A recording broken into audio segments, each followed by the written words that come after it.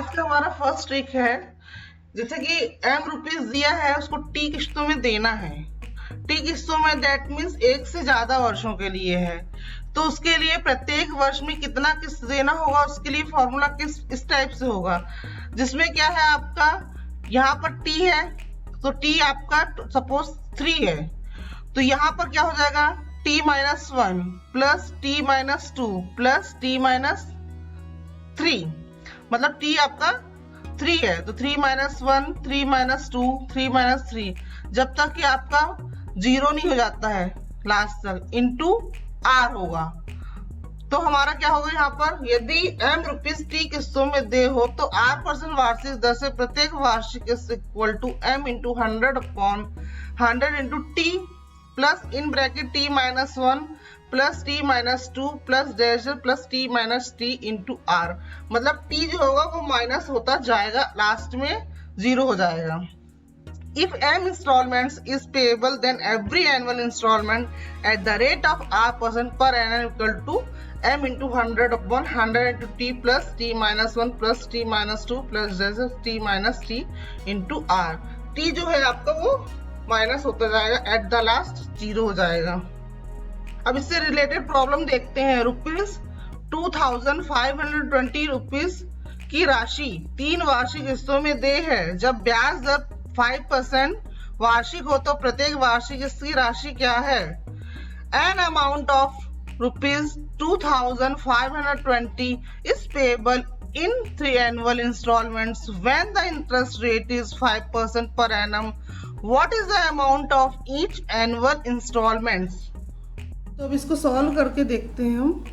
यहाँ पर दिया है 2520 रुपीज, जो दिया है वो क्या हो जाएगा, m हो जाएगा। ओके, और कितना दिया है, 3 वार्षिक किस्तों में देना है, मतलब कि आपका यहाँ पर t कितना हो जाएगा, 3 इयर्स। ओके, तो प्रत्येक वार्षिक किस्त की राशि क्या होगी, तो यहाँ पर एनुअल इनकम क्या हो जाएगा, इंस्टॉलमेंट वार्षिक किस्त क्या है, m इंटू 100 है, तो m that means 2520 rupees into 100। अब इसका आपका 100 इंटू 3 प्लस ये ब्रैकेट में क्या हो जाएगा, 3 minus 1 t minus 1, okay, 3 minus 2 plus 3 minus 3 into r, r that means 5, यहाँ पर r कितना है, 5%। ओके, अब इसको अपन सॉल्व कर लेंगे, तो ये क्या हो जाएगा, 2520 इंटू 100 अपॉन ये आपका 100 इंटू 3 के कितना हो जाएगा, 300 प्लस ये आपका कैसे हो जाएगा, 3 माइनस 1 2 प्लस 1 और प्लस 0 इंटू 5,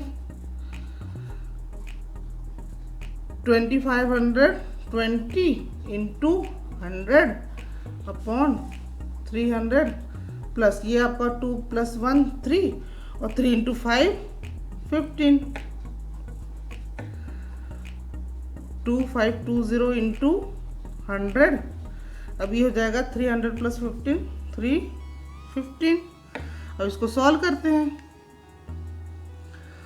इसको कट करेंगे 3 से कट 5 से कट करते हैं, 5 6 जा 30, रिमेनिंग 1 5 3 जा 15, और ये हो जाएगा आपका 5 5 जा 25, 2 डिवाइड नहीं होगा 0 और 5 4 जा 20। अब इसको हम लोग डिवाइड करते हैं 3 से, 3 2 जा 6, 3 1 जा 3, ये हो जाएगा 3 1 जा 3, रिमेनिंग 2 मतलब 20, 3 6 जा 18, रिमेनिंग 2, 3 8 जा 24। ओके, अब ये आपका और क्या हो जाएगा, यहाँ पर किससे डिवाइड हो जाएगा, 7 से, 7 3 जा 21, और ये हो जाएगा 7 2 जा 14, रिमेनिंग 2 मतलब 28, 7 4 जा 28, 3 1 जा 3 और 3 8 जा 24। फाइनली आपका आंसर कितना आएगा? 800 रुपीज़। यदि ये मतलब दो राशियां डिफरेंट दी हुई है, अलग अलग वर्षों के लिए दिया है और रेट ऑफ इंटरेस्ट भी अलग अलग है, तो उस केस में साधारण ब्याज की राशि समान होगी। तो उसके लिए हमारा फॉर्मूला क्या होगा? यदि P1 राशि पर R1% दर से T1 वर्षों में साधारण ब्याज की राशि तथा P2 राशि पर R2% दर से T2 वर्षों में साधारण ब्याज की राशि समान हो, तो P1 into R1 into T1 equal to P2 into R2 into T2। If the sum of principal interest in T1 years at R1% rate on P1 amount and simple interest amount in T2 years at R2% rate on P2 amount is same, then P1 into R1 into T1 equal to P2 into R2 into T2।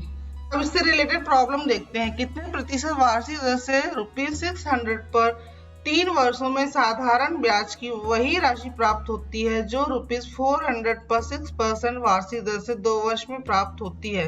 Eight what percent annual rate at ₹600 will the same amount of simple interest be received in 3 years at ₹400 at 6% per annum। अब यहाँ पर आपको principal amount 600 और 400 दिया, मतलब ये P1 है और ये P2 है। यहाँ पर T दिया है आपका 3 वर्षों में, मतलब ये आपका T1 हो जाएगा पहले वाले प्रिंसिपल के लिए, और यहाँ पर 2 वर्ष दिया है तो ये आपका T2 हो जाएगा। अब यहाँ पर फर्स्ट वाले जो प्रिंसिपल दिया उसमें R1 नहीं दिया है तो हम लोग R1 फाइंड करेंगे, और यहाँ पर R2 हो जाएगा 6%। तो फॉर्मूले का यूज करके हम लोग R1 फाइंड कर लेंगे। ओके, इसमें देखते हैं हम लोग, पहले वैल्यूज देख लेते हैं। P1 P2 R1 R2 T1 T2। तो यहाँ पर आपका P1 कितना है? 600, P2 आपका है 400 रुपीज़। R1 कितना है यहाँ पर आपके पास? यहाँ पर R1 कुछ भी नहीं, मतलब इसको फाइंड करना है। R2 आपका कितना है यहाँ पर? 6%। T1 कितना है? 3 इयर्स, और T2 कितना है? 2 इयर्स। अभी सारी वैल्यूज फॉर्मूले में पुटअप कर देंगे तो कितना हो जाएगा? 600 into R1 into 3 equal to 400 into 6 into 2। हमको R1 फाइंड करना है तो R1 इक्वल टू, सबको हम लोग लेफ्ट तरफ ट्रांसफर कर देते हैं, 400 इंटू 6 इंटू 2 अपॉन 600 इंटू 3। ये 0 से 0 कट गया आपका, ये 6 से 6 कट गया आपका, तो कितना आ गया आपका? 8/3। इसको डिवाइड कर दो, 3 2 6, remaining 2/3%। This is R1। Okay, आज का हमारा लास्ट ट्रिक क्या है? ₹P को 2 भागों में एक भाग को R1 दर पर T1 वर्षों के लिए ब्याज पर दिया गया तथा दूसरे भाग को R2 दर पर T2 वर्ष के लिए दिया गया। यदि प्राप्त साधारण ब्याज में I1 अनुपात I2 का अनुपात हो तो पहला भाग अपॉन दूसरा भाग equal to R2 into T2 into I1 upon R1 into T1 into I2। P was given in 2 parts, one part at interest rate for T1 years at R1 rate and the other part at R2 rate for T2 years. If the simple interest received is the ratio of I1 ratio I2, then this formula। okay? यदि आपके पास P principal amount जो है वो कितने भागों में divide हो रहा है? 2 भागों में डिवाइड हो रहा है। ठीक है, जिसमें से फर्स्ट पार्ट के लिए क्या क्या है? R1 दर है, R1 रेट है, T1 टाइम है के लिए ब्याज पर दिया गया है, और दूसरे भाग को R2 दर, R2 रेट और T2 टाइम के लिए दिया गया है। यदि दोनों का साधारण ब्याज सिंपल इंटरेस्ट का रेशियो कितना है? I1 upon I2। तो ये फॉर्मूला अप्लाई करके हम लोग कोई भी एक वैल्यू जो हमको गिवन नहीं है उसको फाइंड कर सकते हैं। ओके, इससे रिलेटेड प्रॉब्लम है। 73 रुपीज की राशि को 2 भागों में इस प्रकार बांटा गया है कि पहले भाग 5% वार्षिक दर से 6 वर्षों में जो ब्याज प्राप्त होता है तथा एक अन्य ब्याज जो दूसरे भाग को 4% वार्षिक दर से 7 वर्षों में प्राप्त होता है परस्पर 2:3 के अनुपात में है। पहले भाग की राशि क्या है? The amount of ₹7,300 is divided into 2 parts.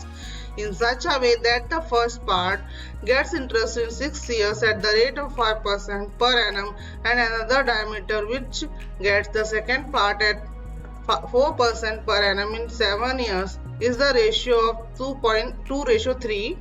What is the sum of the first part? Means आपके पास यहाँ पर अमाउंट दिया है 73 रुपीज, इसको 2 पार्ट्स में डिवाइड किया है, जिसके लिए आपके पहले वाले पार्ट्स के लिए 5% दिया है रेट, 6 वर्ष दिया है टाइम, मीन्स R1 5 हो जाएगा, T1 आपका 6 हो जाएगा। सेम यहाँ पर दूसरे पार्ट के लिए, सेकेंड वाले पार्ट के लिए 4% दिया है रेट, मीन्स R2 4% और T2 7 दिया है, और रेशियो I1 रेशियो I2 कितना दिया है 2:3। तो हमको इसमें फर्स्ट पार्ट का जो प्रिंसिपल अमाउंट है वो फाइंड करना है। ओके, इसमें हम लोगों को पहले भाग की राशि निकालना है। ओके, पहला भाग, दूसरा भाग,